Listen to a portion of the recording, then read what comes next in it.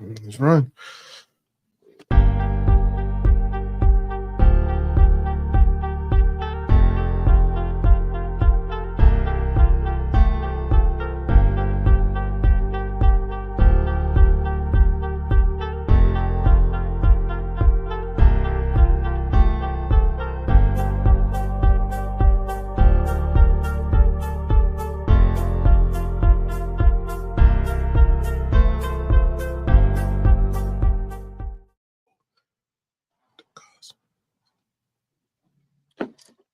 My Got you. boy, what's the word? Man, I'm glad to be talking and energetic and up. I've been sick since Thursday last week. Hold on, I'll be remiss. It's coming to you live once again. It's your No. boys on the motherfucking. It's the host that does the absolute most. Sometimes, not all the time, but we in here. My boy, what's good with you? Man, like I said, I'm glad to be back in it, man. Man, I came. My bad, bro. I came in here with some real low energy. What you saying? Nah, you good. You good. We've been chatting it up, so we've been relaxed. So we gotta get the energy up for the people. Yeah. For sure. Yeah, we locked in the top 10. But what's been going on with you this week, bro? What you been on? Man, sick, bro. I've been sick in the mud. Sick in the mud. Oh, I don't know what it was, bro. It was evil though. I got to talk to God a lot. I was glad for that. Got to spend some time with him. Well, hey, in them down times, them quiet times, that's where I go. Like, when you moving around and stuff, you into whatever you into at the time. Got to go shopping, thinking about that. You might say, man, thank God I got here safely because I-45 is mad niggerish right now. But my boy Chase up here started already. Yeah. Yeah. I've been talking to you. Let me talk to you. But so you know how we start. You know how we started off, man. We got to pay some bills. You all watching the Domino Effect with your boys, Young Mike and Pratt. Yes, sir. One time, gotta definitely shout out my boy Jermaine Amerson over there on Talking Monkey Business with Monkey Man. We on there every Thursday, Relationship Thursday, and some other days throughout the week. My boy be having a live jumping and pumping. I gotta check him out for sure. Also, got to give a shout out to my boy Hunter Hill over there, Hustle for Change, big nonprofit over there. Be on the lookout for a Thanksgiving drive or something like that. I'm sure they're doing something around the holidays. Am I talking fast? I'm sorry if I'm talking fast. Sometimes you feel like I be speed racing through this. I don't be trying to. Got to give it up for my boys over there at GCP Trucking and Transportation. You know what I'm saying? They're on Instagram at GCP_TNT. They're on YouTube at GCP_TNT. Hashtag team no rest. I go, no rest. No rest. Oh, wow. I can see Peter doing the knife heads right now. Man. Also, got to plug my girl CJ. She be having her 24/7 bus service over there. Call CJ at the number listed right there on your screen. One way or round trip front door service. Ooh, we safe and dependable service. Damn, I got stuff on. Fees due on Monday promptly. I know service in Acres Home Greater in Greenspoint area in 1960-45 area. Y'all go ahead and ride with CJ. Book a ride is good every time. I ain't lying. So, my boy, we were talking about a little something off air. We were talking about a lot of stuff. We talk about a lot of stuff off air. I ain't bullshit. But going down. But one thing I feel that we do a lot, and I think it should get recognized, or at least be brought to the forefront, is that we do a lot of redefining things, right? Yeah, I think I know where you're getting at. Like, what we were talking about, settle. Yeah. Like what settle really means to conclude it and finalize the transaction, but we call settling getting the short end of the stick. Yeah, redefining terms. And sometimes it goes hand in hand with those trend words, bro. Like right now, the latest trend word is toxic. You know, anything you don't like is considered toxic, or this is toxic, or that is toxic. You know what I'm saying? And I want to play a little something, man. Just see what you think about it.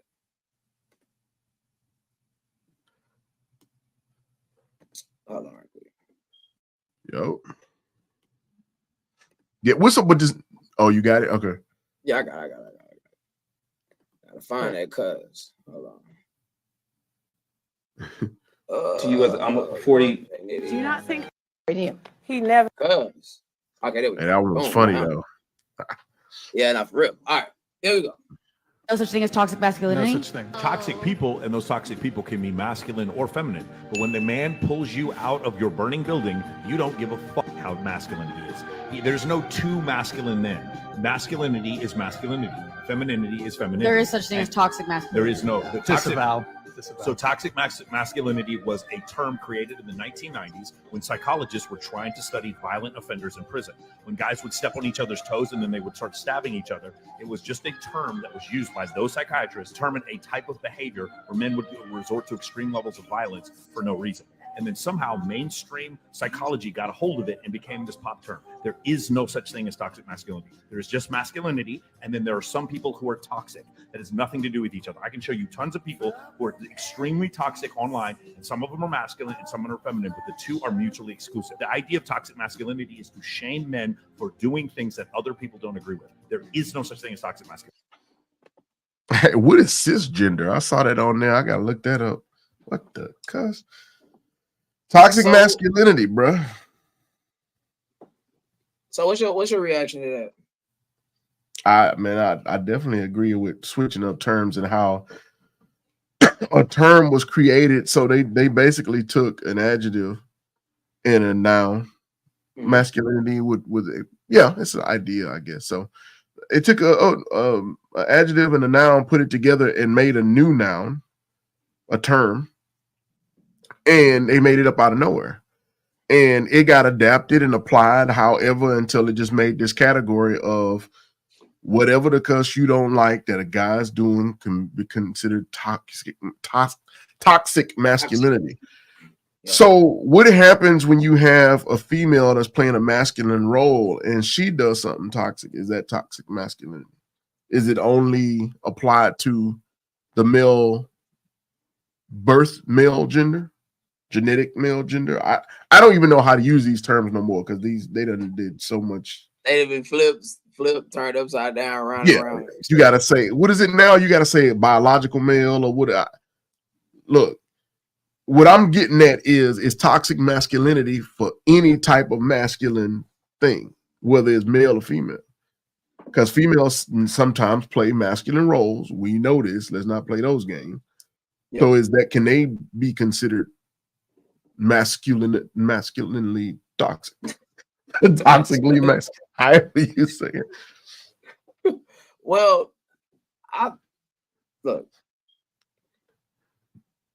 in the world of PC, you know how everything is so PC. Yeah, I'm trying to be careful.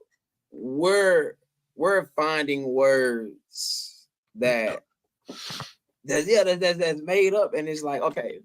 Like I remember when I used the boss example. Like I wouldn't necessarily call that actually it can be a trend word because remember that was the thing, boss chick, boss thinking like a boss, etc., etc. Yeah. So like, oh man, that shit is tricky. Like, remember, like a boss isn't someone that gives orders, right?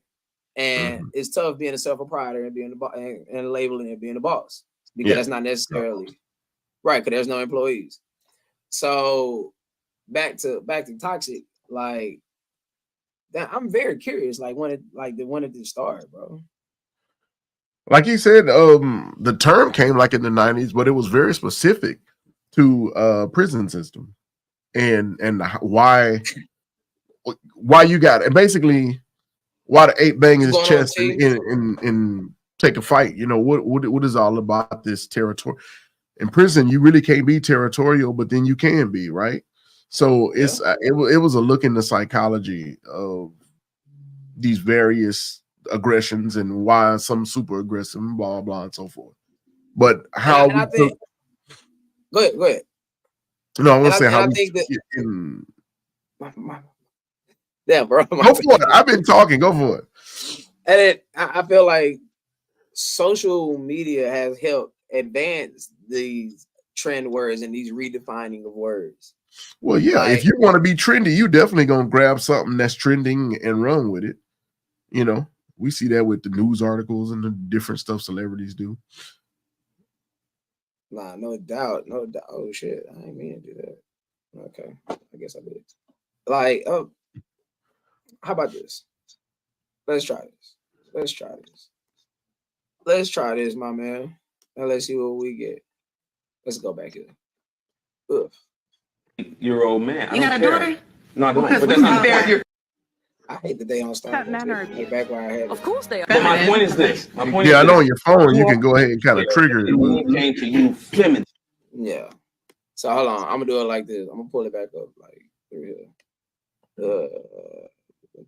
That's funny. Boys got links for days. No lie. Links got grits with them. Say Link's got grits with him. I don't care what happened to you I'm a 40-year-old man. You got a daughter? No, I don't. But that's not fair. But my point is this. Right. You all wouldn't care if a man came to you feminine and said, my dad wasn't in my life. My mom didn't teach me this. You say, bro, you're 38 years old.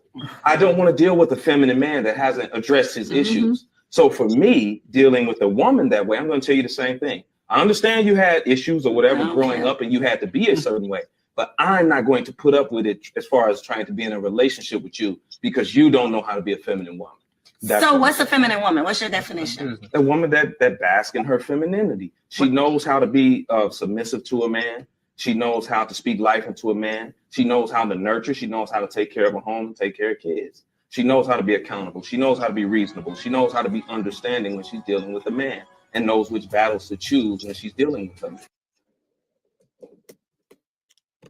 So, what's your reaction to that? Man, I'm writing down some of these ones, especially the ones I was agreeing with. He was moving fast on them, but yeah. My bad. He initially started with a woman that's able to bask in her femininity, which is not definitive of anything. But then he goes into being able to submit to a man. I would more particularly say her husband. To speak life into a man, that is one of the things as his helpmate you got to be able to do. And this, of course, is talking about heterosexual couples. If your wife can't speak life into you, man, and you, it's gonna be hard. You know, if a guy has a vision, he's moving with it, he's got a lot of obstacles, especially as an African American male. You do have opportunities with NAACP and et cetera, but life is gonna be rough. Let's just be honest. You need to be able to speak inspiration and life back into this guy when he gets, especially. So I did this lesson once where I was talking about 3 different types of people. You have some people who are like puddles. It can be 5 minutes of rain, they overfilled, they filled up, you know, full of water. You can't really tell how deep it is and stuff like that. It's just full and boom. It don't take long for those potholes and those puddles to dry up, right? They don't hold much water. Birds can get a bath or so, and that's it. And then you have some people that are like wells, a lot deeper, full with water. You can draw from them for a good amount of time, but it has to have a source. Otherwise, it dry up, right? So if there's not an aquifer under, or it's not getting the constant rain flow, something that fills it up, you're gonna run out. But then you do have some people that's kind of like clouds. They get a little bit from here, a little bit from there, and they always have something positive that they always got product. It may not come at one time. It might be a pour. It might be sprinkles. It might be showers, whatever. But and so we were just looking at different types of people based on, or categorizing people based on that analogy or whatever. And so if you got a guy that's like a puddle, he always gets distracted. You gotta have a wife that can be like, hey babe, don't get discouraged. You can do this. You just keep you right back on that straight and narrow. Keep you right back on vision. Right, because the vision is not for him. The vision is not for her. The vision is for the family. And when we start keeping that family mentality, none of that stuff is going to be difficult. It ain't going to be hard to love him. And the same with him. It ain't going to be hard to love her to whether her body change or whatever, you still gonna appreciate the person. It ain't gonna be this, and you know what I mean, because you're thinking of the family. Okay. But yeah, Okay. I mean that kind of went off on a tangent, but yeah, to what he said. What's all good? What's up? What's up? We got people up in here. What's up, Ray? We got Ray up in here. What's good with you? What's up, Ray? James, my boy, Gas. Fuck you saying? I told you my boy T. Say what's up with it? What's up, my boy? Oh, CJ. What's good, CJ, man? Y'all know what I'm saying? That's my girl right there. Christina. What's good with you, Christina? Now, what's sustainable, bro? What is sustainable mean? The term? Yes. I don't know. I can't quote it definitively like Webster or not. Look, I got you. Let's work the magic, like you're saying. Because I would say something that's sustainable is something that can be done continually, maybe not continuously, but continually. Let's work it. Sustainable, able to be maintained at a certain rate or level. Continually. Able to be upheld or defended. Okay, like in court, sustainable. Okay. Yes, sir. Okay, that's what we got for sustainable. So, J. Cole. Nah, for sure. Now, oh shit, the screen got big as hell. Now, so sustainable. Okay, an action can be sustainable, right? You can be financially sustainable. You can be mentally sustainable, emotionally sustainable. Do you agree with that? It just sounds weird in the English language being stated like that, but I get the perspective that you're saying. Okay. So life, like, okay, financially sustainable can come in different varies, right? Mm-hmm. Like if you have no kids, what's sustainable to you is going to be different from someone with kids, right? That's going to be sustainable for them. Got you. So if we are on an upward trend, right? Like let's say we trying to see where I can start this shit, right? Let's say we starting at 30 years old. Let's say you dive into a career, you go in entry level, and you work hard at your career. You show up every day. The productivity is on point. Everything. Now, sustainable is what? When you reach the apex of the job, right? I would say entry level ain't gonna be too much sustainable, right? I mean, if you're talking about its output being able to sustain you, yeah. The thing itself may be sustainable. So, like, if you're looking at let's say your career path, if you got into this job because you needed a job, you have no idea what it really is. 9 out of 10, you're not gonna make a career out of it, right? So you might not look at that being sustainable. That this is just something I'm doing to get some bread. But if you went to college for engineering and then you get out and you sign up as a graduate engineer at this company, and your objective is to get your PE, which is professional engineer, and get up to managerial engineering and stuff like that, then what you have is what we would consider a sustainable path, a sustainable future. You're going from this point to this point along a path that's already been walked by many, right? So it's something that can be maintained at a certain rate or level. It's sustainable. Great. The income when you start out be decent and it'll get better over time. But what's up? Go ahead. My bad. I was looking at the comments. I was gonna say, but like, let's say I don't know for sure, but let's say you meter reader and you don't have nowhere else to go. It's just you meter read. That's what you do. Over the years, because of unions or whatever, you may get pay increase, but your cost of living is gonna go up every year by a certain amount. And if they're not matching that, to me, that's not sustainable. Because eventually the money out is gonna beat the money in. Then what are you gonna do? Right, you gotta be able to find something to do. Now let me catch up. We got Contrell up in here. That's my boy. That's my family right there. 4-5 in the building. OKC in the building. What's good, fam? What's good, my boy? Got Jermaine in here. What it do? Jermaine, that's my boy, the host of the Talking Monkey Business Podcast. My boy John say, I looked up continually. That boy good. No, the topic is sustainable. What's sustainable, Trail? And I like the way my boy just set all that up. Now, I asked you all that just to wrap it right back here. Is living in a hood mentality sustainable?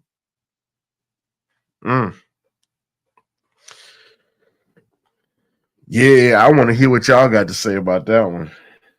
We want the comment section to answer that. Yeah. Hearing what the boy just said about sustainable, I had him wrap that whole definition of sustainable from financially, et cetera, into is living a hood life sustainable, a hood mentality sustainable. Let me help you out right quick. And think about that from an economic perspective, from a social perspective, from a family perspective. Now you see how I set you up for that one, huh? Ooh-wee. Man, it's so many aspects of our lives, man. Wait. I'm sorry. Hold on. Let me reword that one. Ooh-wee. Let me do this one. Hold on.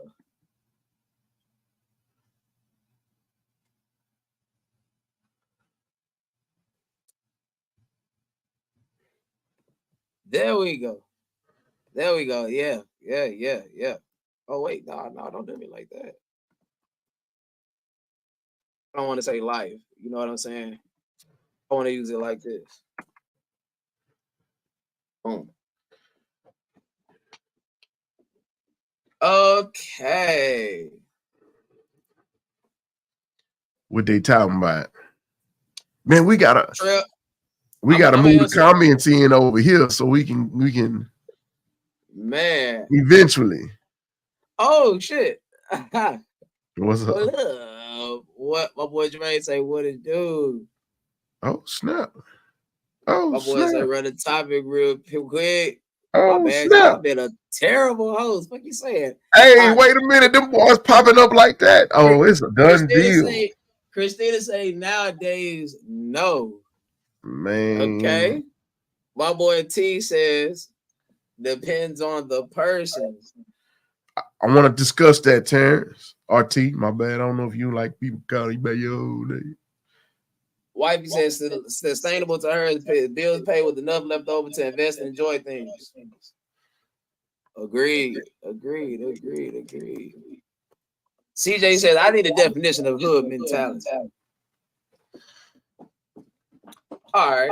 So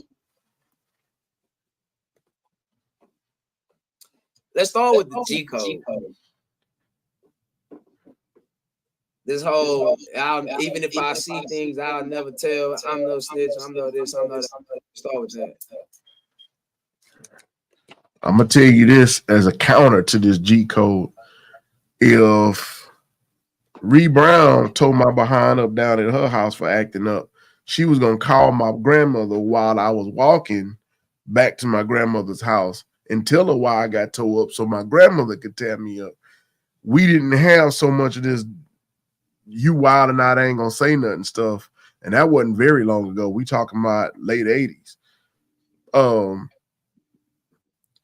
Of course, you know, we talking about children, but at the same time, that mentality of we were a community, you know, everybody kept everybody's children in line. It wasn't until I got probably into early teens where it started being, well, let me whip my child. Don't worry about whipping my child. Just send them down, you know, to me and I take care of it. But we got in trouble by whatever adult told us do something, our parents expected us to do what that adult told us. And we weren't around, of course, adults that was like, yo, take your pants off. But because there are some out there that be wilding and doing stuff like that. So I get it. But it was more community than everybody mind your own. You know what I mean? Mm-hmm. Now I got a video for y'all to match what I'm saying right here.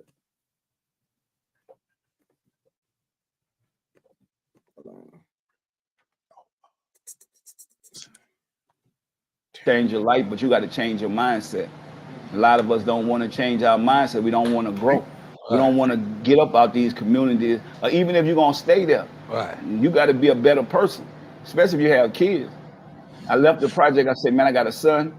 I'm going to Cali. And I end up in Richmond, California. So because of my son, because I wanted to see him grow up and go to college.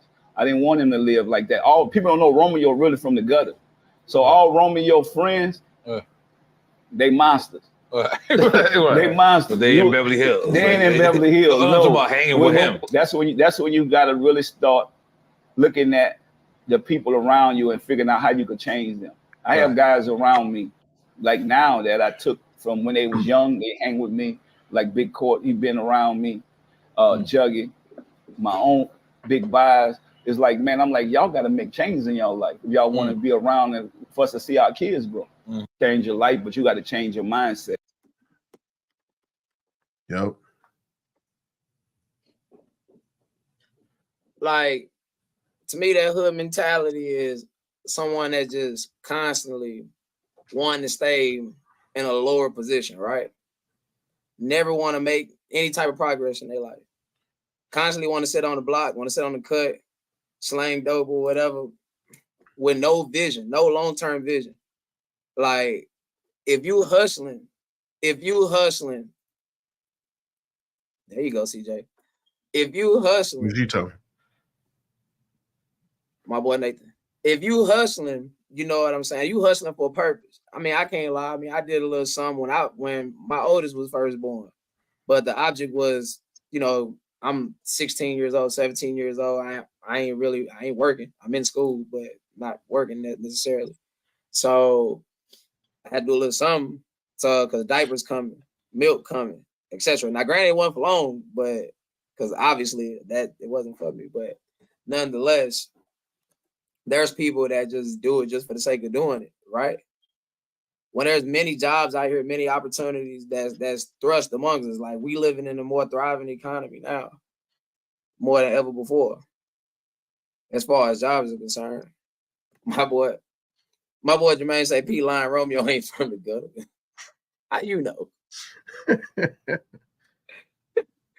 So CJ say I was raised in the hood, but I was in the books. Please believe. Best believe it. Please believe. I went to a job. They looked at me. They said it's just something from the hood. We're gonna give him. I think they started me off at like $8.15 an hour. In the first week, huh? I'll go in the first week. And in the first week, they offered me bottom dollar. I was getting paid $3 or less, $3 or more less than everybody else there. In the first week, I realized they was cheating everybody out their money by doing it in Excel in 100 base instead of doing time in 100 base instead of 60 base. It's 60 seconds to a minute, 60 minutes to an hour. They was rolling the minutes up to 100 and cheating everybody. Jesus. And who brought it to their attention? The dude they threw out in the warehouse didn't think he knew nothing. And the accountant didn't even, when I caught it, he still couldn't understand it. I say, time is 60 base. You can't do it to 100. That's decimal base system you running. Ooh. You see what I'm saying? So it's not so much where you're born. They have this argument in psychology, nature versus nurture. Have y'all ever heard that? Nature versus nurture. Nature being that thing that's within you, your biology, predispositions to appetites, habits, etc., disease orders, versus nurture, the way you're brought up, the environment you're in, positive things versus negative things, reinforcement of rewards for doing good versus punishment for doing bad, etc., etc.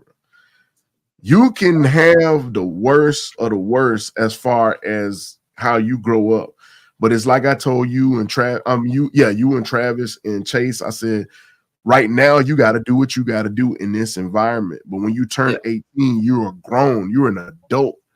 You don't have that excuse no more. Just like that dude say, if a man come to you, to these women, these same women, and said, hey, when I was growing up, I didn't have a dad. I grew around my aunt, my auntie, my sisters, my female cousins and all that, which a lot of guys do because it's a single parent household, right? Yeah. You're not gonna say, okay, I'll accept your femininity. You don't have to play your masculine role. No, you're not gonna do that. Why? Because you're an adult. You got to find a way to break past all that and get to your responsibilities. But yeah, and responsibilities come in many forms, bro. And there will be times where people will be tested to see if they are responsible. I mean, it could be something life is gonna test you. Nah, for sure. Life gonna test you a whole lot, especially if you're a parent. Like I can't stress enough that I tell people all the time, man. The two things through parenting you're gonna need. Of course, you're gonna need money because I mean nothing is free. But it's the two P's: patience and priorities. And responsibility and priorities goes hand in hand. So, hey. What about what's his name? His name Contrell? Your boy? Contrell, yeah, my cousin. He's my boy. What you got? I think he said wifey said bills plus investment and enjoy. I want him to talk about that. Yeah, this right here. This is what he said. It's on the screen. Is it? Yeah, I just put it on the screen. Dang, this custom froze up on me, homie. My bad. Oh, cuz. But you said you want him to elaborate on that. Hey, Trell, if you out there, can you want him to elaborate? All right, yeah. Trell, if you out there, elaborate on your comment right there. Now, I did say this though. The most dangerous man walking the planet is the black man that's educated from the hood. Yeah. Hey, I put your comment on the screen. My boy wants you to elaborate on that. Yes, sir. Yes, sir. Damn, big hooks. I know this might be freezing, be making me mad, man. Froze up. There ain't no reason for that bug. Look like I found a sandwich or something and just couldn't let go. God, dog. Like every week is a new one. Like God, dog. Oh man. Oh man. All right, let me pay a little bills while I wait on Trail. Hello. All right, man. Y'all know how we do it over here at the spot. Is the domino effect? Like you said. This is how we do it. That's us. All right. Shout out my boy Jermaine Emerson. He's in the comments right now. That's the host of the Talking Monkey Business podcast. He do Relationship Thursdays. Let's talk about it Thursdays. Me and Pratt be on there. Well, Pratt sometimes. My boy, he be in and out.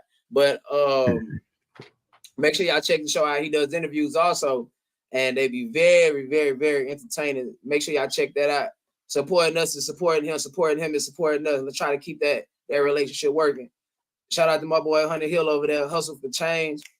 My boy got a nonprofit going. Be on the lookout. Be on the lookout for Thanksgiving. I'm sure they're doing a Thanksgiving drive, a turkey giveaway. When the details come with that, I'll make sure to throw that out to my people. Also, my boy still froze. Jesus Christ. Also, my boys over there at GCP Trucking and Transportation. They are out there on Instagram at GCP_TNT.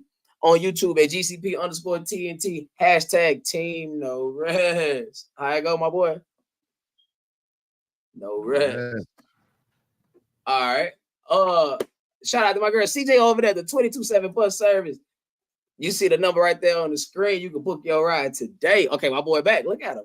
Got one way or a round trip front door service. Ooh, we ain't nothing like VIP. Safe and dependable service. Yes, ma'am. Yes, indeed. That's the only way my people know how to rock is when they say fees are due on Monday. Come on now, y'all. This how we support black businesses. The same way you'll pay the white folks on time, you need to pay our people on time too. So let's keep that going. Service in the Acres Home Greater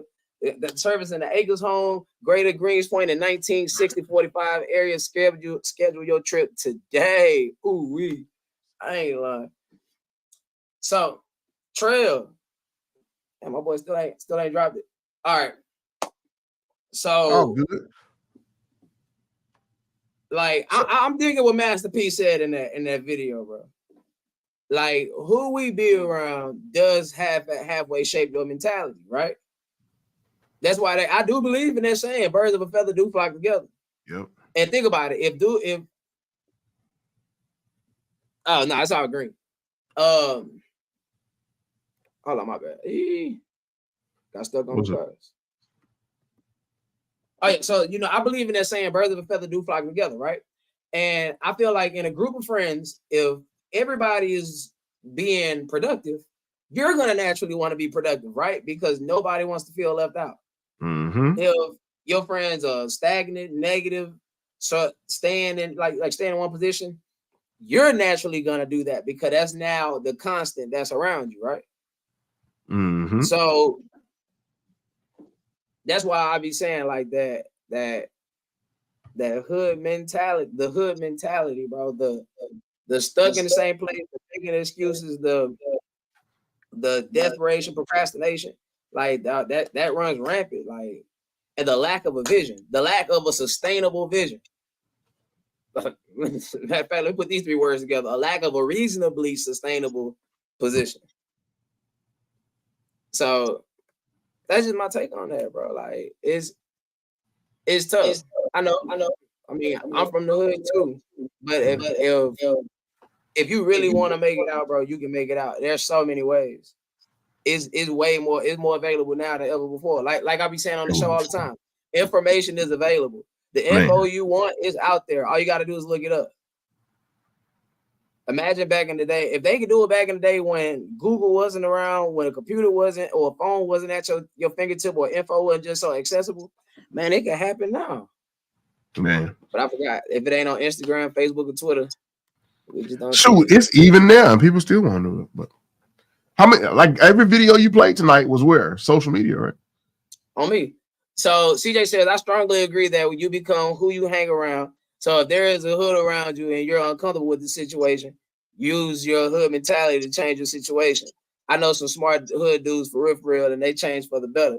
For sure. That's why I was saying, like, okay, like you, bro, okay, like you. I'll use you for an example.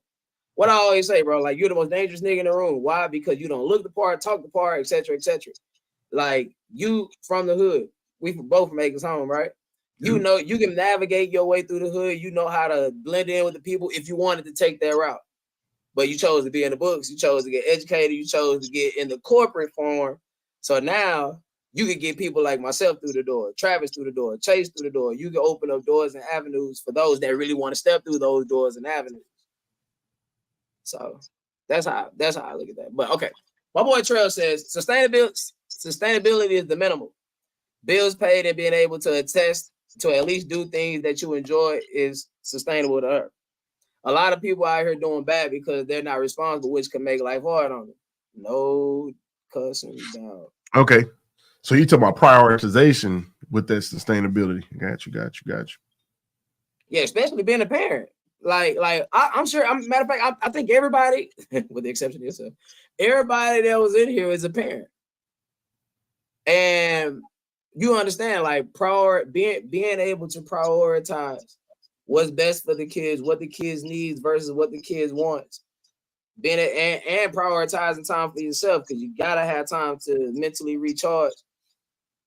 Like these things are pivotal, like, in order to maintain that priority stability. Mm-hmm. I like that. That's cool. What else? Like, who else out there, man? Y'all talk to us. What Man, y'all got in this I'm sorry if I seem disconnected, man. I found out what the problem is. It's freaking Google Chrome. Keep crashing on me. So crashing on me. Crashing you off of Google Chrome?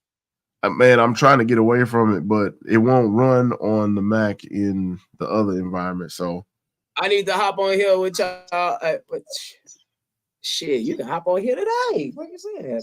But no, we here every Wednesday, 8 p.m. 8 p.m. So hold on, I got some. I can see some.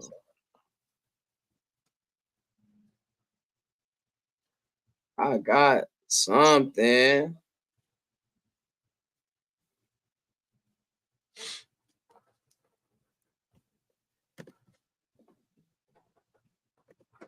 What do the ladies think? Sustainable to me? What's sustainable to you? Okay, 1 second. Sustainable to me, bro, is being able, having a house, having a car, having a job. Those are the basic functions of sustainability throughout life, right? being able to work a job that could pay you enough to do these type of things, like you said, like I mean, it's kind of like the same definition, to be honest. To have your bills paid, to have food to eat, being able to have some type of effective plan just in case the worst happens, like you lose your job, like 2020 or COVID happens, or pandemic, in case you lose your job. Because then like 16 million people lose their job that year. Ooh, was that a lot? Yeah, it was definitely a lot. Yeah, it was a lot. And it taught businesses a very dangerous thing for the average person, that they don't need as many people and as much labor force as they thought they did to make the money that they're making. So they didn't need to bring a lot of people back to work. And I got another S word for you: being able to save, being able to have enough to save. So that's what sustainable means to me. I think you gave you that. On the other hand, what's a person that's not sustainable? Somebody that hops from job to job. To a degree, yeah. There are very few instances where that's functional, but yeah, somebody that cannot maintain a job, better stated. Yeah, no, for sure. Somebody who, I ain't gonna lie, if you can't do critical thinking, yeah. Like if you cannot, I always say this, bro. It takes less than 10 seconds to unlock 10% of your brain that allow you to do critical thinking. If you can't tap into this, then there's no way we can talk about sustainability or you being a sustainable person. Because doesn't rationality comes with sustainability? Reasonable sustainability, yeah. Right. But if it can't be sustainable if it's unreasonable. We can't do nothing that's unreasonable, to be honest. Well, I mean, you can be locked if you're unreasonable. You can be locked in a mental institution for unreasonable behavior, and that will sustain. That be especially if it's a judgment from the court.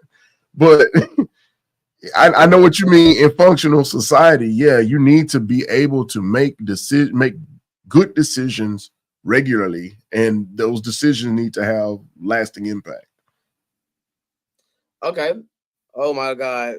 Check this out. Jermaine crazy. But I'm gonna do it. My boy P just hopped up in here. Freaky P. Ooh-wee. The boys got Julio Jones. Check them out. I know he happy somewhere. Check Jermaine out. Women, if you were married or in a relationship and his penis stopped working, would you stay down? Jesus Christ. So we talking about sustainability? Can you sustain if he don't sustain? God damn. Well, look, I'll put it like this. If you can't perform, you ain't gonna be able to sustain a relationship. Hey. At least no monogamous relationship. Let's say that. Let's say that. We're gonna have to define the relationship. Indeed. Oh man. I mean, in a weird way, that you gotta perform to be sustainable. But see, it opens the door to so much, because if that's a deal breaker, then the female's beauty can be a deal breaker. I'm gonna put this back up here.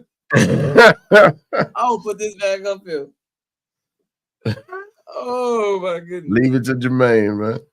What? My boy P say this tongue can only do so much. Bruh. Welcome back to the it ain't doing nothing near what you got to. Oh, CJ say if they are together, something happens and he can't help it, then the whole relationship needs to be questioned. Agreed. Oh, I'm glad you. I was trying to figure out what. So, all right. Yeah, I'm telling you, this just took an X-rated turn. Man, it did take a turn. Put it back up there. He's gonna put it back up. Hey, put the women and kids to bed. Well, it's gonna go there because it just went there. Oh. She just said if she wants to leave, is what I'm saying. Well, yeah, true. I mean, that's why I figured you was. Especially if y'all married. I mean, it does say what? For sickness and in health, for rich or for poor, for better or for worse. Well, that's what I was saying. That brings into all kind of other stuff in the question, because it's like, boom, something happened. He can't do the deeds no more. You like, I gotta go, and then boom, she ain't pretty no more. That's why. Then boom, I gotta go, and then it just, I mean, he might have to buy. My boy P say he might have to go buy a strap. Yeah. That's look. That's love right there. We talking about some love. We talking about some love. It's love right there. Baby, I'll go get what you need. What you need? Let me just. What you need? I just need to have attachments like a. Nah, CJ started laughing, bro. Oh man. Okay. So I got all these boxes at the house all the time. Will he leave if she blows up like her mom and aunt? Well, look, I'm gonna be honest. See, that's what I said. That's exactly what I'm saying. I'm gonna tell you right now. If you blow up on me, ooh-wee. See, it's done. That's why I say, man, we gotta get that family mentality down like a mother. Because look, if I've seen some women that had one child and blew up. I've seen some that had four and didn't budge an inch. Check me out. But I mean, I remember we said on this show, you gotta talk with intent. You gotta be direct, right? Make your intentions direct. Didn't you say that? Yeah. I said, look, man. I said from the beginning. Oh, hey, look, whoa, hold. I said from the beginning. I said, hey, this is what I like. This is what I don't like. Right? Like, if I gotta keep myself up, like and don't like two different things. If that's a deal breaker, you need to say this is a deal breaker. Oh, that is. I mean, okay, well, all right, well, fair. This is the deal breaker. This is what I'm attracted to. This is what I'm not attracted to. So if I'm not attracted to it, it's automatically a deal breaker. Not necessarily. Bullshit. What that boy say? Oh, bullshit. Look here. Yeah.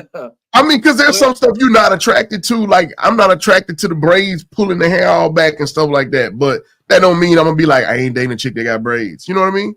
I don't like it, but okay.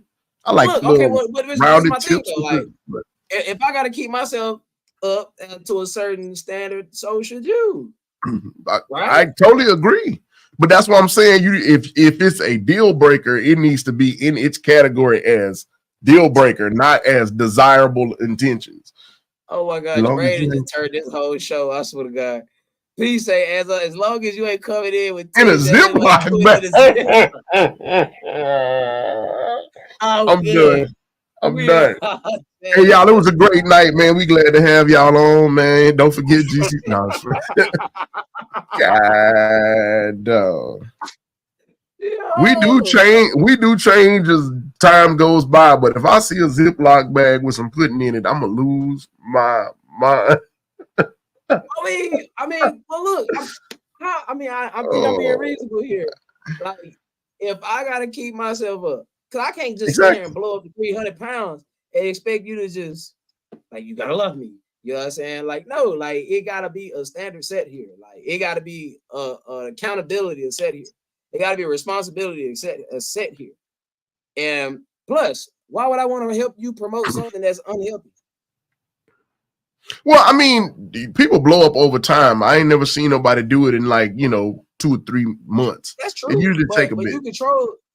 I don't want to make that, bro. I swear to God, I don't want to turn this into fast shaming. I promise you that. I know, it's not a fast shame. I'm more on the side of making it clear the desire. You know what I'm saying? Because it happens. It naturally happens, and like, oh my bad. Hold on. Facts, as long as he makes it clear that is a deal breaker, then hey, I can't be mad at you. I would question that woman that agrees to that. Straight up. Love is love, Brody. Some women can't control their weight, but the majority can. That is. I understand medical conditions exist.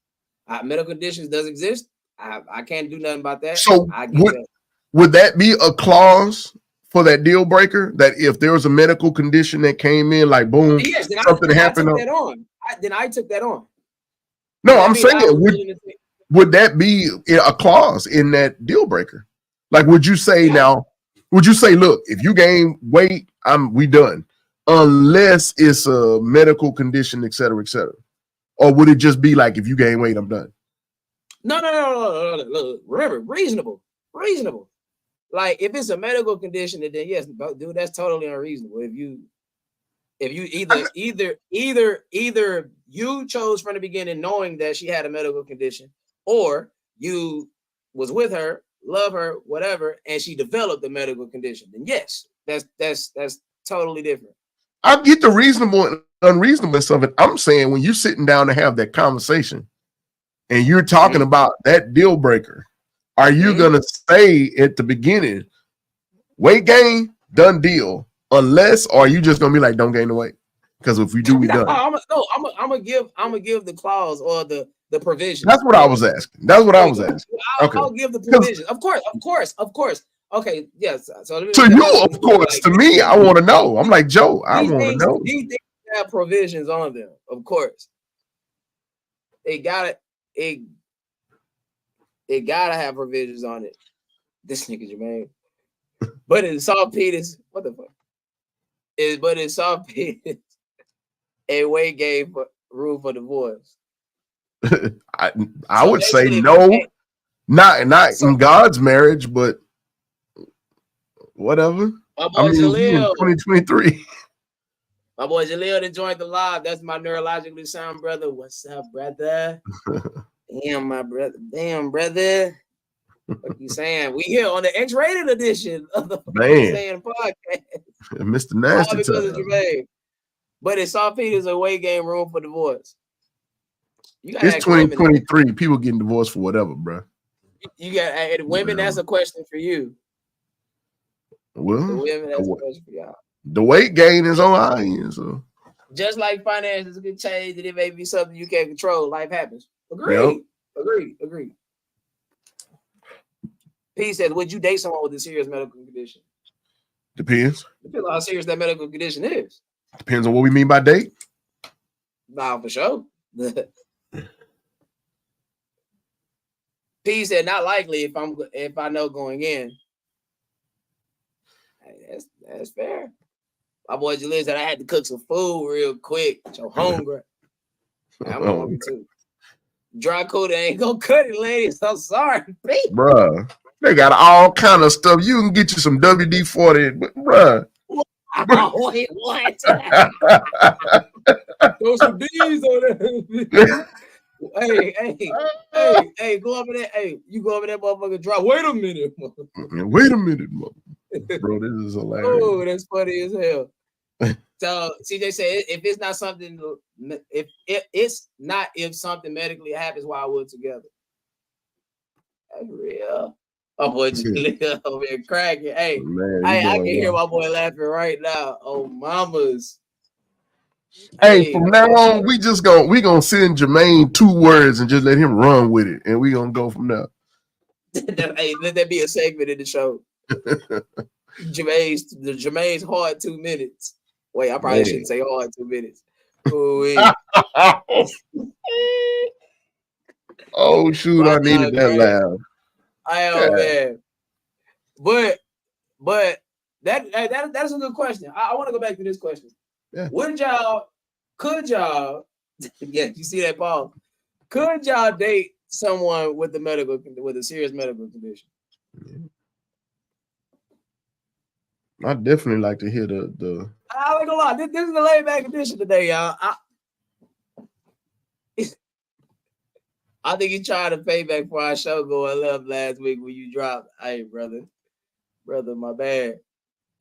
Hey, I love it. I run with it. This is the domino effect. This is open mic night. Like what? Like, that's the question. That's the question. That's the question, gangster. Yeah. Which medical condition would you be okay with? Which one not? Like, because that's what I'm saying. It depends on the medical condition. If I'm calling monkey. if it's a medical condition, like you show up to the date and half of her face is drooped because of a stroke or something like that. Stop, Mike, relax, chill out. And you know what I'm saying? Dude, the reaction that he's having now, the answer is no. You are, don't turn your screen off now, bro. We already see you dying over there. But you know what I'm saying? I'm sorry. Look, it's just the explanation to the way you just did. I'm sorry. I didn't mean it. I wasn't really trying to be funny, but I'm saying if somebody got a physical ailment that you look at them and they like some people have, it's not vitiligo, is it? But basically they'll have like real bright patches in their face and stuff on their skin. So if you got somebody that's if you I'm sorry. this turned into a freaking cartoon. If you have somebody that has something that catches you on approach, you already know that. The image is stuck in my head, and then your hands over there moving. I'm sorry. All right. My boy B said, I already do. Dear. What? Did it happen to rip off? Paris? What is if your girl see this live tonight, you on the couch, my brother. Bro, we took something that could have been. It's about vitiligo at the dear. So that is vitiligo. Okay. Vitiligo. I don't know. I might have said Venezuela or something. My bad. It was a rough moment right there.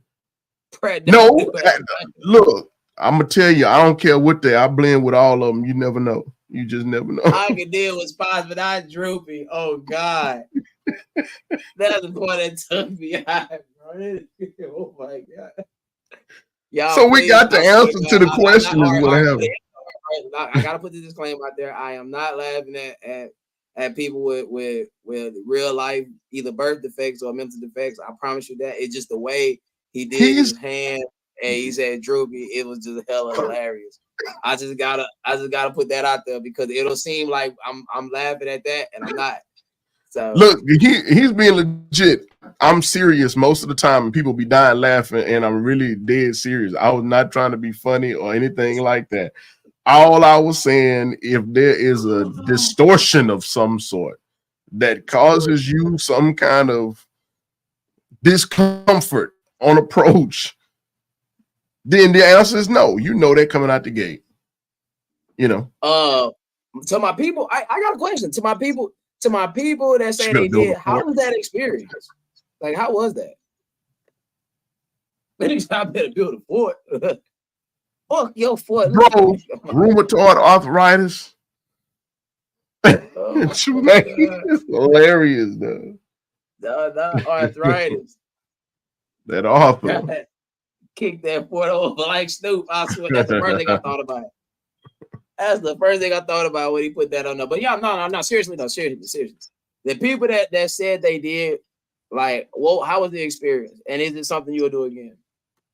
Obviously, Trail, you're not gonna do it again. Obviously. Of course, it's working. What was that story? Or did I miss it, or what happened? Or is that a personal story? You said obviously he wouldn't do it again. Because when he said, I think hold on, let me scroll back up because scroll. I don't want to misspeak. CJ, that is very workable. He went way out in the weeds on that. Okay, my bad. I didn't mean Trail. I misspoke. I'm sorry. So, damn. Let me take this banner down because Jesus Christ. I'm tired of looking at that. All right. Let me go back here. All right. I was like, that's workable. No, for real. Rheumatoid. Drop the link. To where? I've dealt with men with mental illness and it was too much for me. What kind exactly? Diagnosed mental illness or perceived mental illness? Because most women say most men are bipolar, so I'm just making sure. Because I've been labeled as bipolar. As long as you know I ain't leaving this bed, we can use different cover sheets, etc. Whatever, I ain't leaving. Legit. Diagnosed PTSD. That for sure. That can give danger. Man. PTSD. Man, thank God for prayer and the homies. I'm gonna leave it at that. Word is bond. Oh yeah. If it's who I think it is, if it's who I think you're talking about. Show that. Like my lady got autoimmune disease. Now, so how has that? Go ahead, my bad. But no, what you about to say? How has what? How has that been in your relationship? Because you said my lady, so I'm assuming that's current. So how has that been in a relationship? Do you think it draws y'all closer together? You're able to bond with her on that, or does it make you worry about her more? Or, if you don't mind opening up about that, give us some info. She just said, but what if it would have been sustainable on his end, we could have worked through it. So you know that word is sustainable. When you say sustainable on his end, what do you mean? Mike, what you got? What you got on Miami versus Philly? Ooh, hold on now. I don't like the way you come up here talking that talk when you talking it. But I like Miami this weekend. I ain't bullshitting you. I like Miami. But then again, I gotta do some homework on that. Therapy and help. If he would have, in other words, if he had stayed in, yeah. If he would have got therapy, they could have worked to a solution to getting him help. Well, that would have been the help. Yeah. Yeah, no doubt. Yeah. Yeah. Meds. Oh yeah, they help with the meds and give him some his man. You tell me what you got on Philly and Miami, Paris. What are you saying? I know you like the Birds, but I feel okay. Can you work with bipolar? Can you work with a woman that's diagnosed bipolar? Not perceived bipolar, actual diagnosis. I'm asking you, Hooks. Oh, no bad. I mean, Pratt. Sorry. Either way. Who is Pratt? No. It all depends. Bipolar can be, It depends on how she can work through it or whatever. It just depends on her particular condition and how it affects her. Bipolar disorder, she can sometimes when they get manic, they feel they don't need the meds. I'm cool. Look, I'm averaged out. I'm balanced, and they already kind of over the top with it. Go on shopping sprees, jump in the car with a stranger. It all depends on how it affects that person.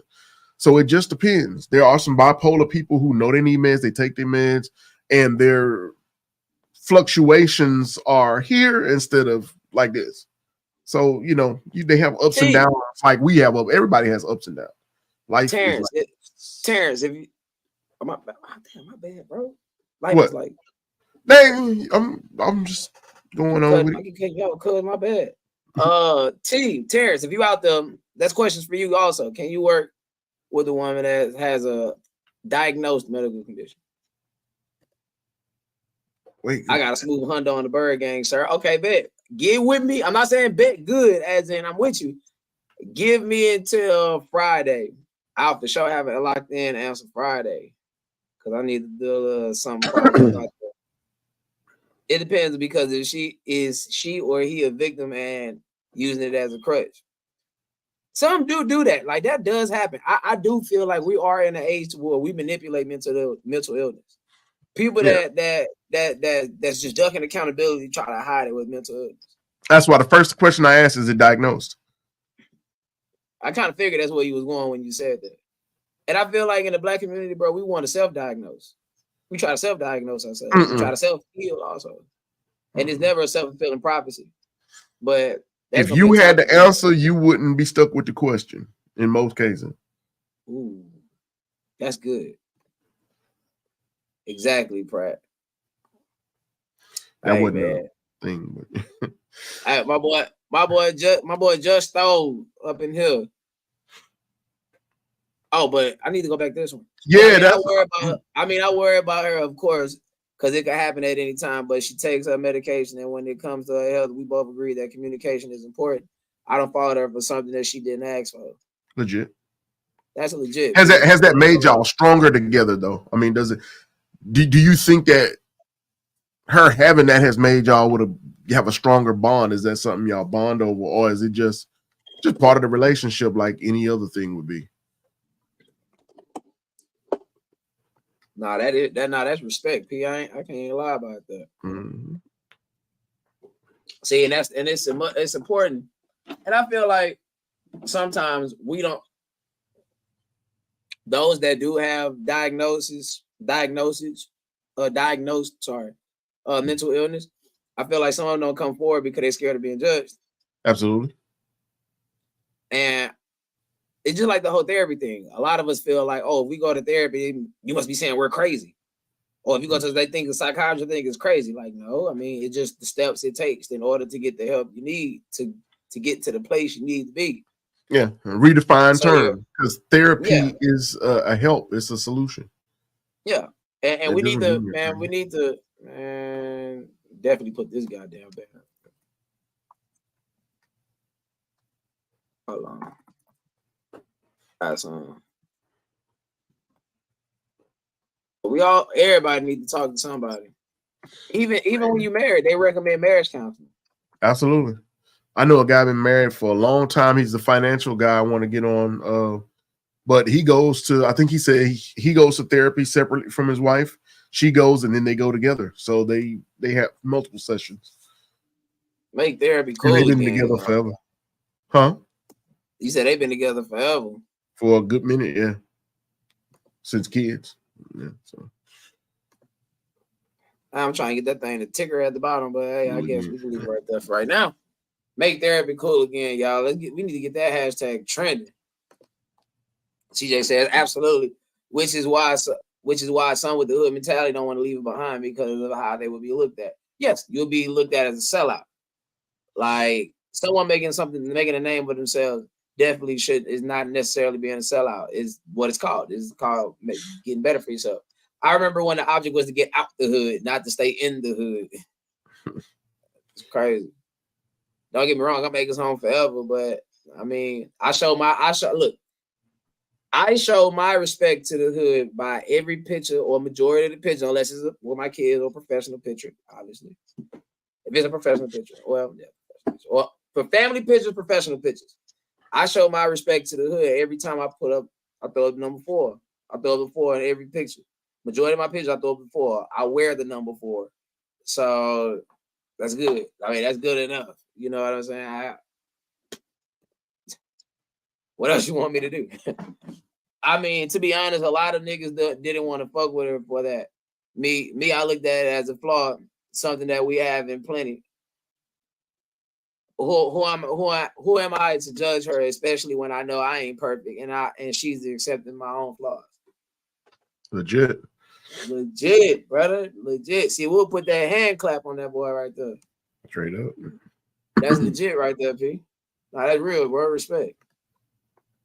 Jermaine said, for me, I took on the responsibility. I'm not leaving her just because of her arthritis. Some days hell, some days good. But what stays in my mind for better or for worse? Hey, man, put the hand clap on Jermaine too. I don't know from what side of Jermaine is coming from. So you talking about this arthritis, man? No, I think he dead serious though. Almost. You serious, Jermaine? That's good, man. For real, because I've whole family side had arthritis and nobody appreciated it. So kudos. My boy Jalil say, side note, I found a mental health network specifically for Black men. I have to look for that name again if anyone is interested. Everybody, man, post that. I will definitely, man. I thought you was going to have it. I was going to write it down. I started that because. Nah, Jermaine said I'm serious. Nah, dead ass.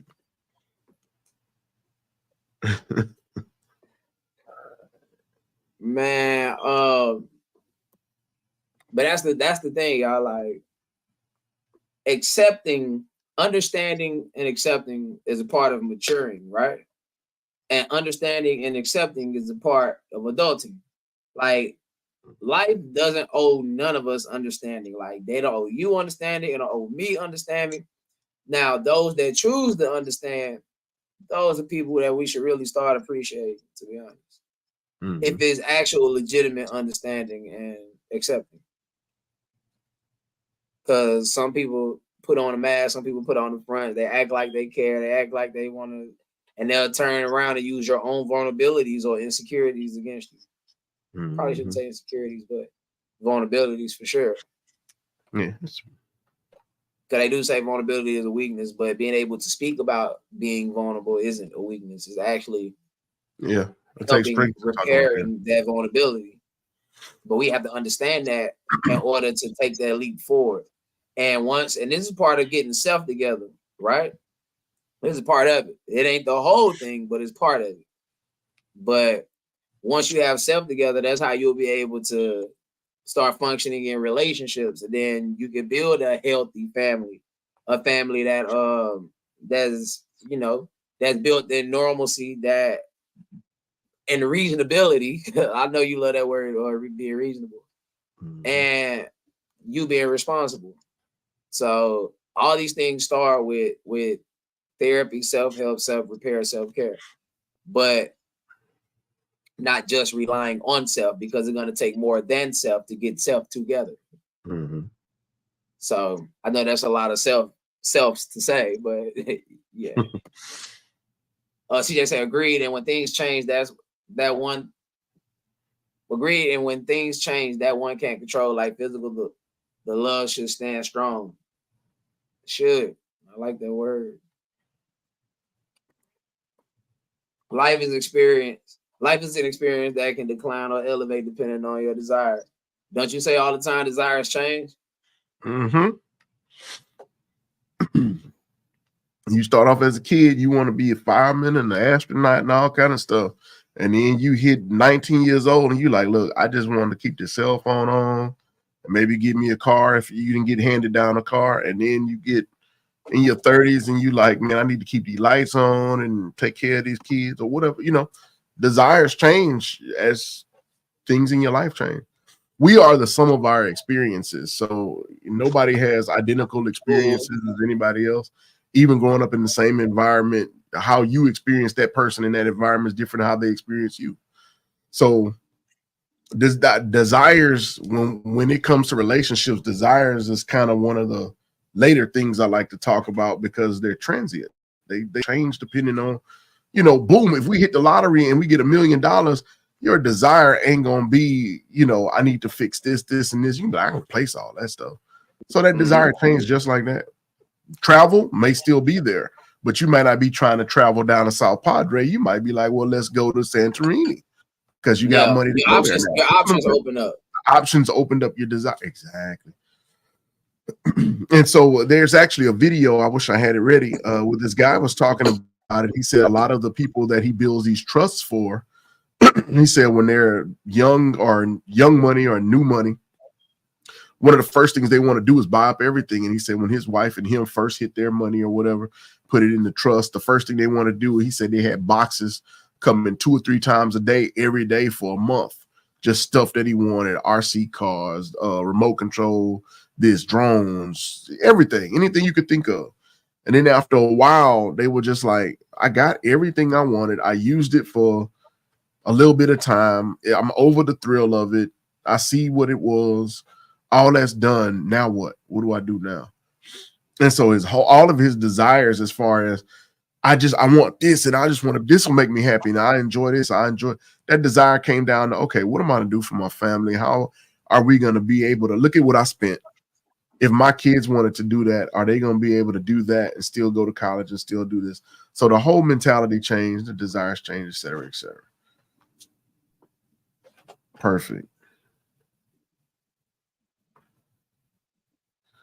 Perfect. Also, I just want to play this clip right quick for this show on Friday night. Make sure y'all tune in and check us out here on Domino Effect. We're gonna be having a special episode Friday night, interviewing my boys over there at the table. Talking all that hot shit. You can watch the clip go -55. See, like a frostbite. Fuck out of here. And I'm Casper, a killer, and they learning this, son. And niggas don't believe in ghosts till they turn into one. Time. Sonic, the motherfucking poet. If poetry was a gun, then my pen is fully loaded. Time. I'm here to let you know. If I'm stuffing in your skull, I put it on my soul. Great matter, bitch. Fuck out of here. Table shit. Nigga. Dog shit.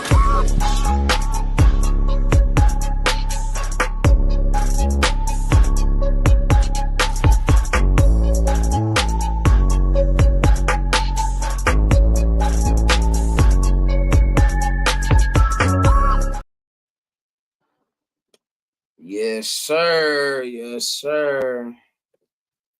For all my battle rap fans, y'all want to tune in and check that out. That's going to be very lit. You understand me? All right. CJ says, and where a relationship starts with a physical spark could grow fonder because of an unexplainable connection. So then you have two people now that are in love with what's deeper and can build. Yeah. Yeah. And the thing is, though, like, I feel both sides, not necessarily just men, not necessarily women, would say people have been sold that better is out there. So the first time there is trouble or there is turbulence or, you know, things are going left or things are going wrong or it's just a bad day, they're ready to up and leave. And it's hard to grow that physical spark if at every twist and turn you're ready to hit the door. You got to be in it because relationships will work. Like if you want like them long, go ask any of your grandparents that's been married for a long time, that's been dating for, not dating, but yeah, that's been together. Would you say been together for a long time? They're not gonna say this shit was fun. Every day was bubbles and roses and unicorns and roses and unicorns and flowers. Like it was hard work. We had to go dig in them trenches. We had to go out there and fight for it because they say anything that's worth having, you got to fight for it. You got to fight for it. Anything. You fight to catch that on your job. You fight to make your money, don't you? You should be able to fight for each other. My boy Lewis up in here. Hey, my boy Lewis, how you like them Texans now? My boy used to always be shitting on them people. I'm about to say my people. That's his team for shut up. Yeah, CJ say facts for sure. And next week, I got a video there that I'm gonna play, man. It's gonna get crazy. So I hope y'all get ready for it. We're gonna brace for that one. I ain't gonna lie, I do want to check out this website just lived and post it. Straight up. Hold on, right quick. Can you screen share? Pull it up. Yeah. Oh, is that a good idea? Sure. Let's see what it gets us. At the stage, sky out. Let's take this cause. Hey y'all, I ain't gonna lie. If y'all into music like that, y'all need to go check out J. Cole verse in that Secret Recipe. That man smashed that. Ooh, I can't even call him J. Cole. I gotta call him Jermaine. I gotta call him by his first name. Matter of fact, I should call him Mr. Cole. Mr. Cole. Where I'm going? All right, going. Boom. Boom. Where I'm going? All right, going. My bad, y'all, if it's a double play. Boom. So hold on. Boom. I got it. Where I'm going? Oh, that's bad, y'all. If it's a double play. There you go. So hold on. Boom. I got it. Where I'm going? That's funny. Oh, my bad, y'all. Okay, there you go. So we got a log in. I got it. Where I'm going? Oh, my bad, y'all. Okay, there you go. So we got a log in. You got a log in and cuss. All right, we up. All right, we gotta check this out. That look like a virus. What you saying? I'm scared to click on it. Oh, Yes, they signed up to be a safe haven member. Okay, man. All right, but no, seriously, this look legit, bro. you were terrified, man. Oh, yeah, I'm terrified. I ain't gonna lie. All right, yeah, that look legit, man. So we gotta check that out. Yeah. We gonna have to check that out. But check out their IG. They check out their IG accounts first. Bet. He said, I got a few clips. Okay. So, fellas, what do y'all think could help better communicate to women without? What's a better way to? What's an easier way to communicate with your girl about your vulnerabilities without feeling judged?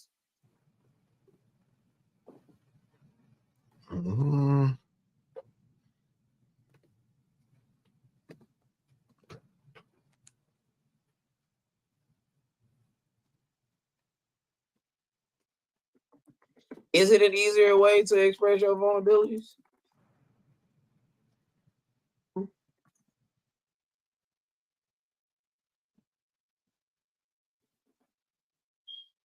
I just got my boy smiling. About me?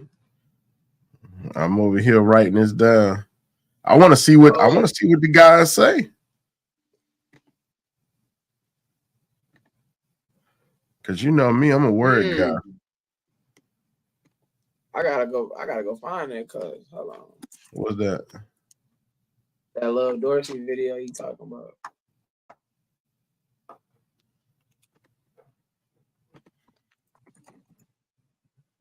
It's for the fellas, Jalil. That question for the fellas. What's an easier way of communicating your What's an easier way of communicating your vulnerabilities to your woman without feeling judged?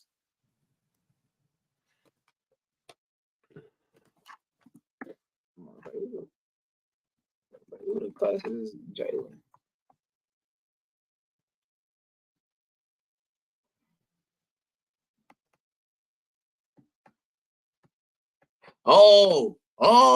Okay.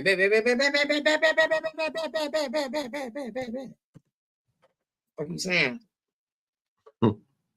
Fellas, while y'all wait on that, I'm gonna play this video. Oh, I forgot about this cuz. What is this?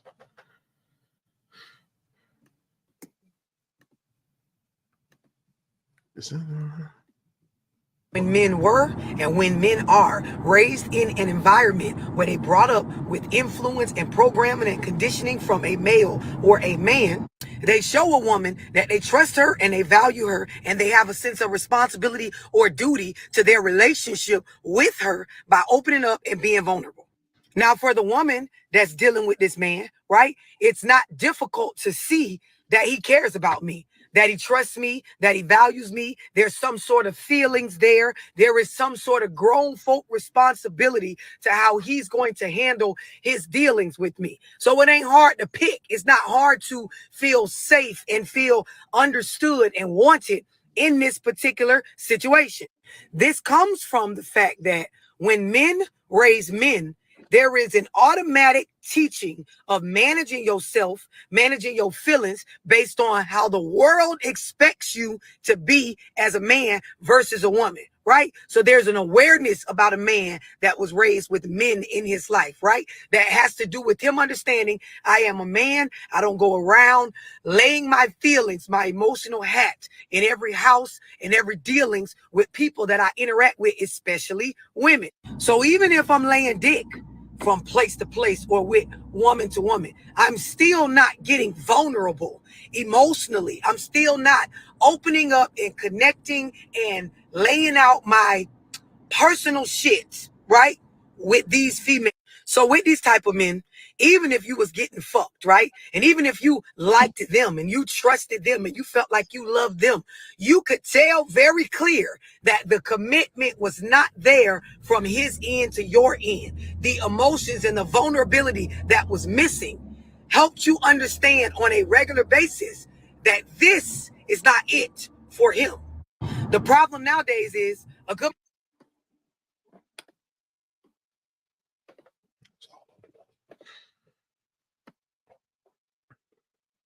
Damn.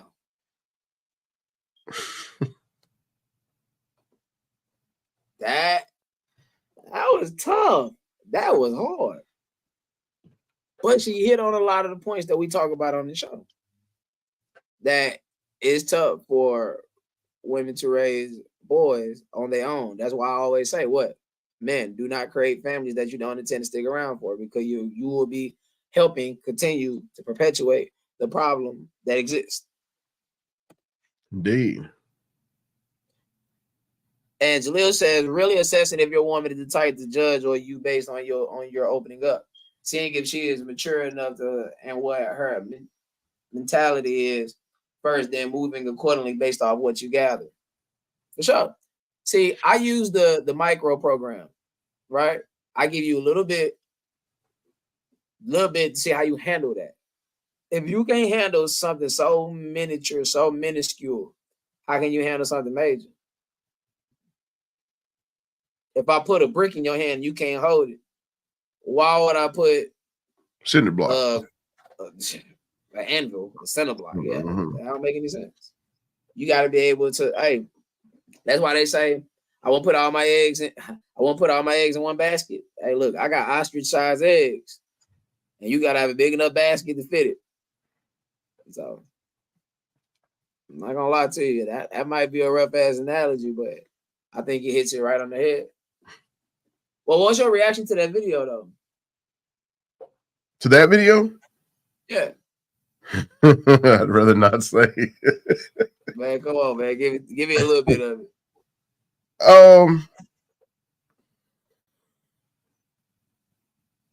Man, that was a lot. I can play again.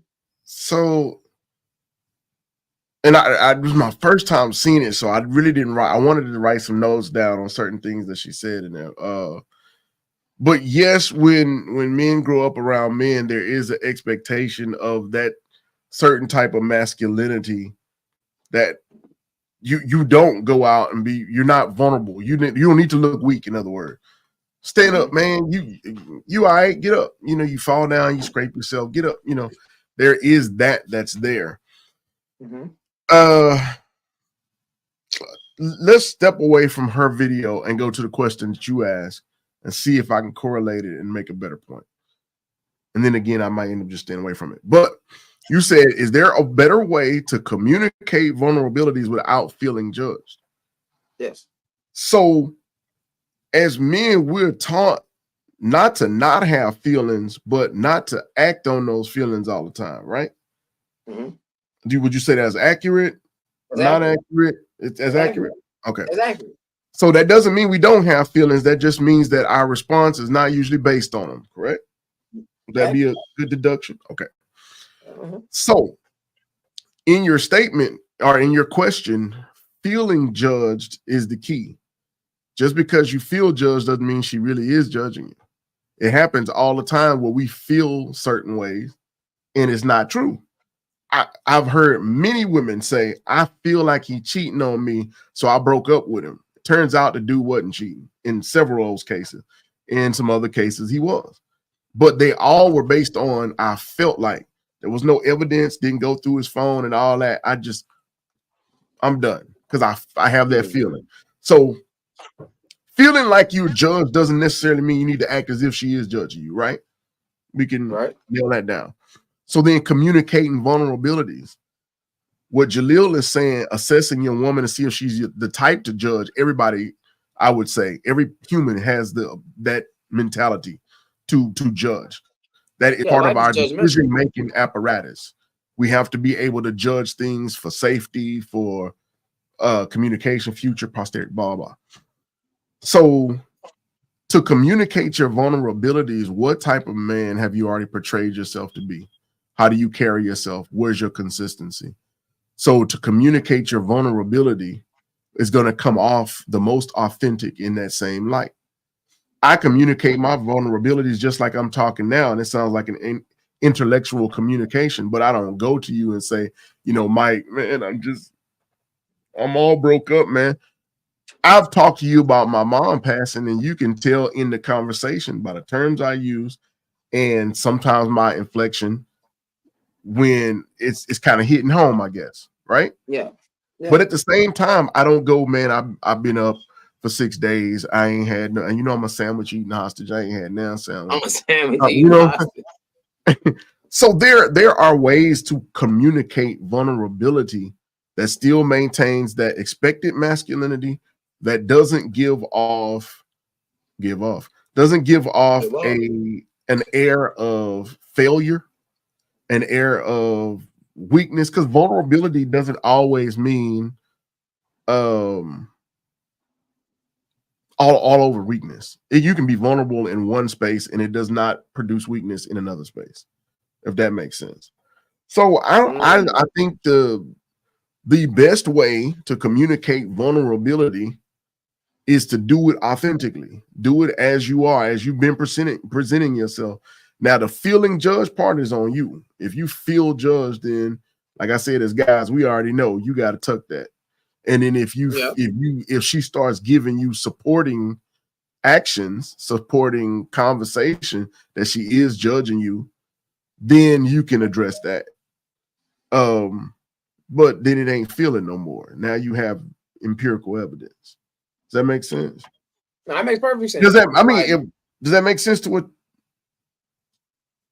No, it makes sense to me because I mean, like I say, you can feel, like you say, like you can feel whatever. Just because you feel it don't necessarily make it true. I mean, if you feel like a dog and you start barking, does that necessarily make you a dog? No, not at all. So, yeah, I mean, I think a lot of times it matters. It matters how you is the way you answer that, bro. All right, it's the point I want to hit on that. It's like the way you portray yourself. Now, you're supposed to portray yourself as open intentions, no ulterior motives, you know what I'm saying, transparent as possible, right? Because you want to deal with people with their transparency. You don't want to deal with people that got hidden agenda surprises or whatever. I say I only like pleasurable surprises. I'll let you use your own imagination what I mean when I say pleasurable surprises. Indeed. Like other than that, I'd rather you just tell me straight up, like, so I can get an accurate depiction of who and what it is I'm dealing with. So whenever you come to me with your vulnerabilities or insecurities or whatnot, what have you, like, now, mind you, it's not my job to cure your insecurities, just like it's not your job to cure mine. But I wouldn't use your vulnerabilities against you as long as it doesn't conflict with the standard or the expectations of which I hold you to. Or most importantly, the expectations you hold to yourself, that you say that you hold to yourself, or the standards you set on yourself. So you mean, in other words, challenge it. Like, that's your vulnerability. I won't challenge it unless it's in conflict. Yes, it's in conflict with the person you say you are, or the standards, or, you know what I'm saying, the level in which you set yourself on. What's the definition of vulnerability? How do they define it? Okay, let's see. Let's check it out. I got a thing I say all the time, and I think that term may actually fit in there perfectly. Vulnerability, the quality or state of being exposed to the possibility of being attacked or harmed, either physically or emotionally.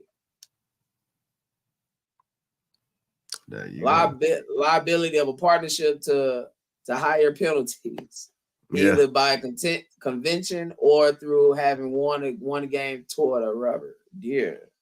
That's that contractual stuff.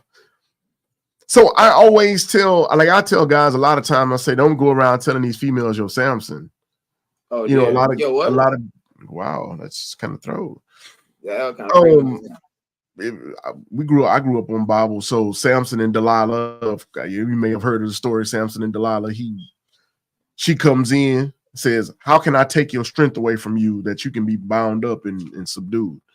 And he played these little games with her. Oh, if you make me a cheese sandwich after 2 a.m., I'll be weak and I'm not strong no more. And so what does she do? She make him a cheese sandwich after 2. This is not scripture. I'm just using this as an example. Yeah, as an example.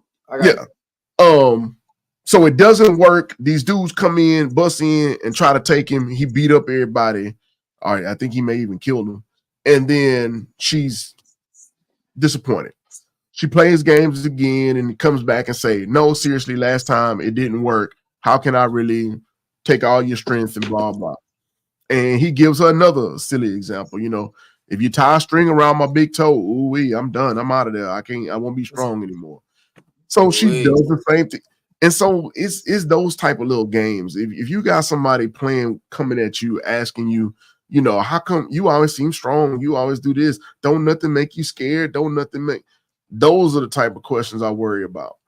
But if you're building with something, like to me, if you're saying this is my woman, you should be past that point. You should know who you're dealing with because you've already made her your woman. So you know who you're dealing with, right? You should. Yep. If a vulnerability comes up for the first time and you're nervous about being able to openly communicate with her about it, and it's beyond this is the first time, it's literally, I don't know how she's gonna respond. She might burn the house down, she might leave, take the kids. When you have excessive expectation of trouble, daggum right, Jaleel, that's a red flag. You should already know the type of person that at that level. You should already have like a simple vulnerabilities. I'm trying for a promotion, but I really think somebody else is going to get it, man. It's just the energy around this person just seems more likely that they're going to get it. That's a vulnerability. Maybe not to the degree of attack emotionally or whatever, but that is going to hit you kind of hard if you're looking for it. The increase in pay, the increase of responsibility, building your resume, then yeah, it's going to be a hit. It's not so much as they defined it. Then that's why I wanted to know that definition. Was it specific to a certain thing, not just vulnerability as in just an open sensitivity to stuff. But et cetera, et cetera. Well, there is a thing, emotional vulnerability for sure. Yeah, absolutely. What about comments? Did anybody comment on that video? Nah, I didn't have too many. I didn't have nobody say nothing about it. Yeah, that one was rough, man. It was some interesting That things. was pretty rough, but I ain't gonna lie, she hit on a lot of points though. She did hit some points. She did. She definitely did.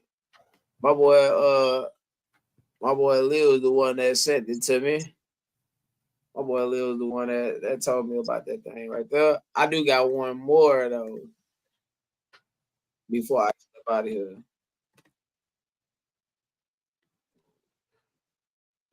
I do got one more. Hold on.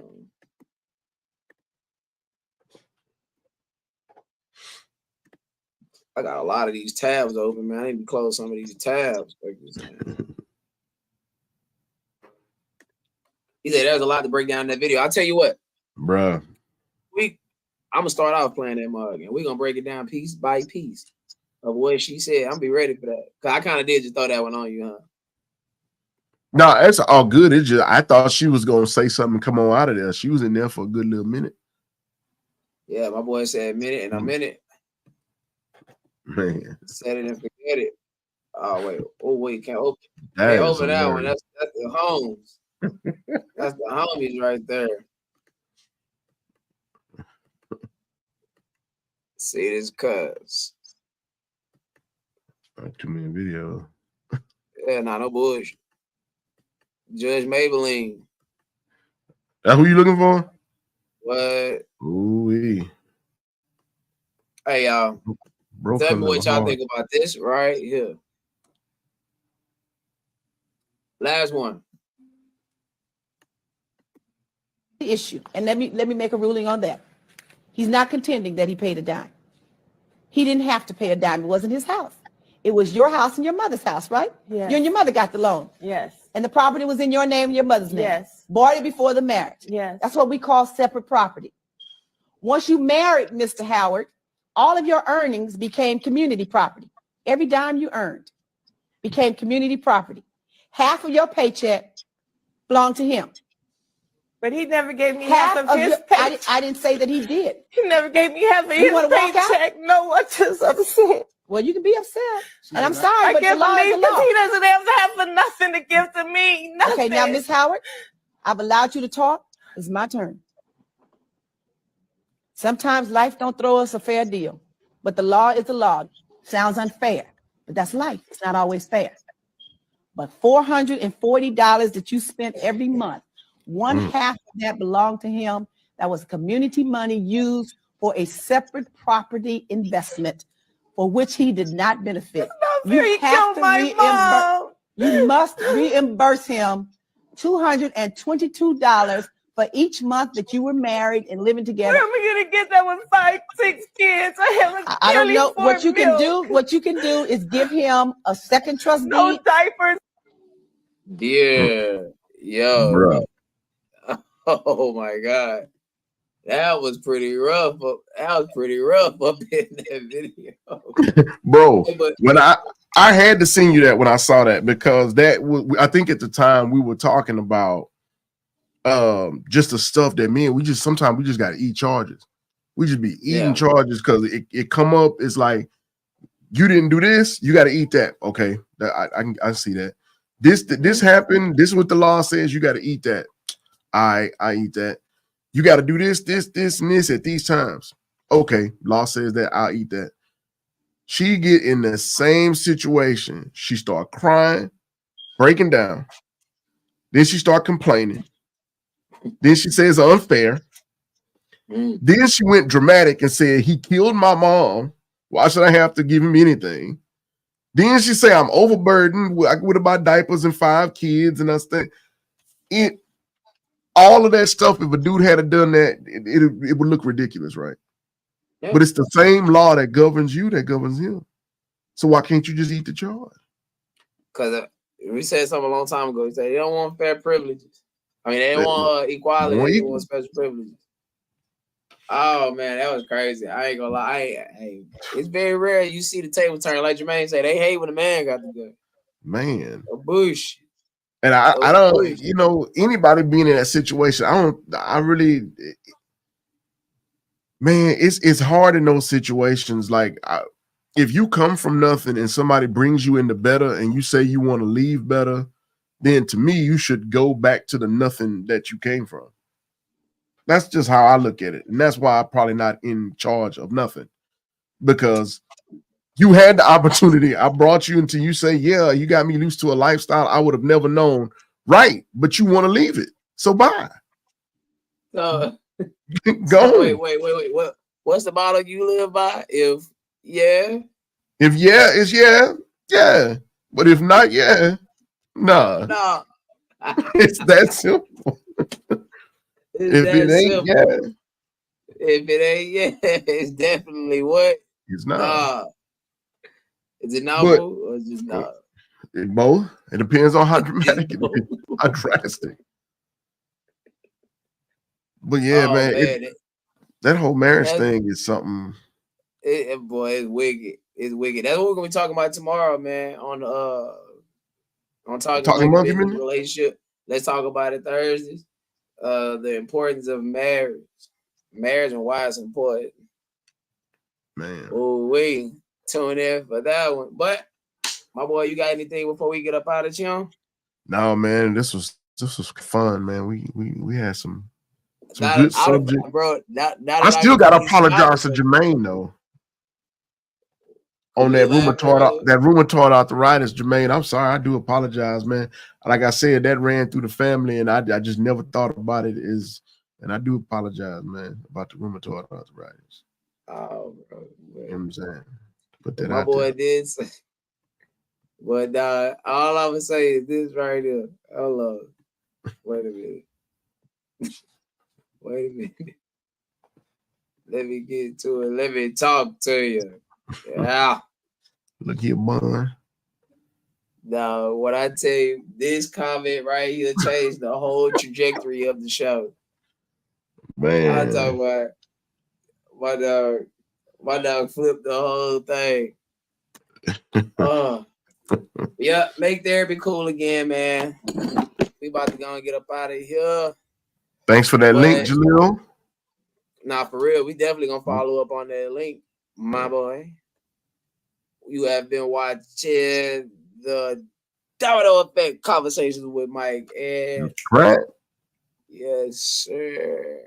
I got to leave my folks on this one more time.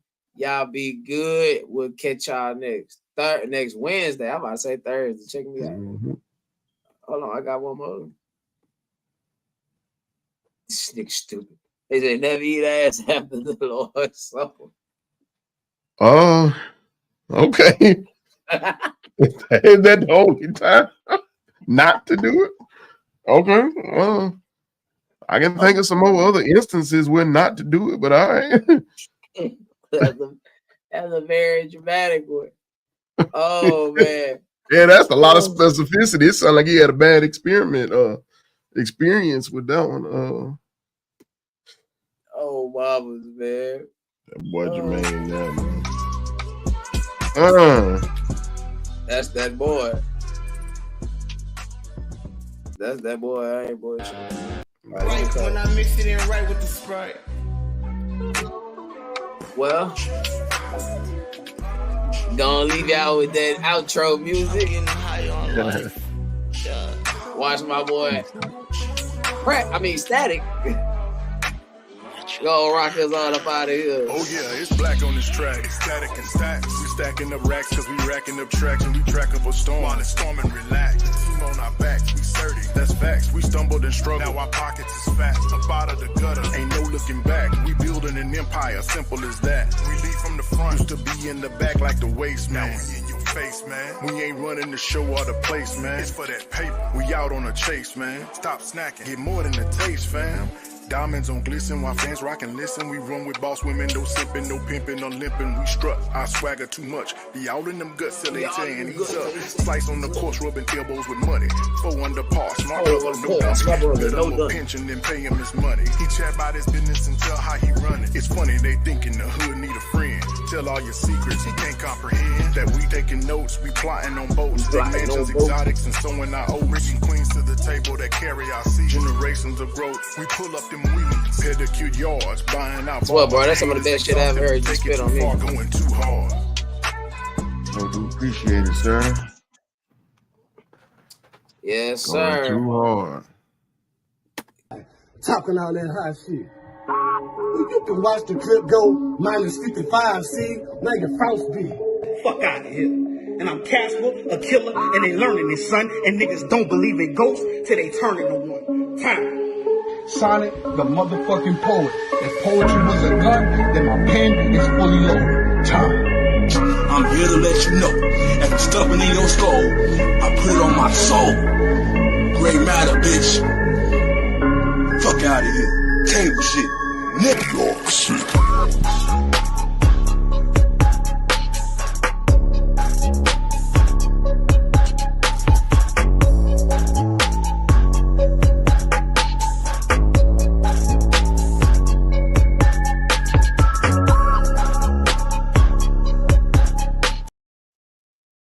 Going down Friday, right?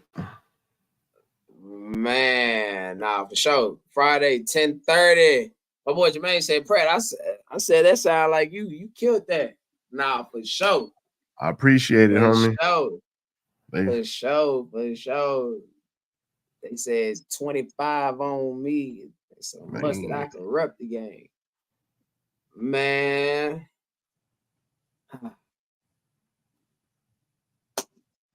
They got that else, but foes up. Let's do some both hands. Peace out.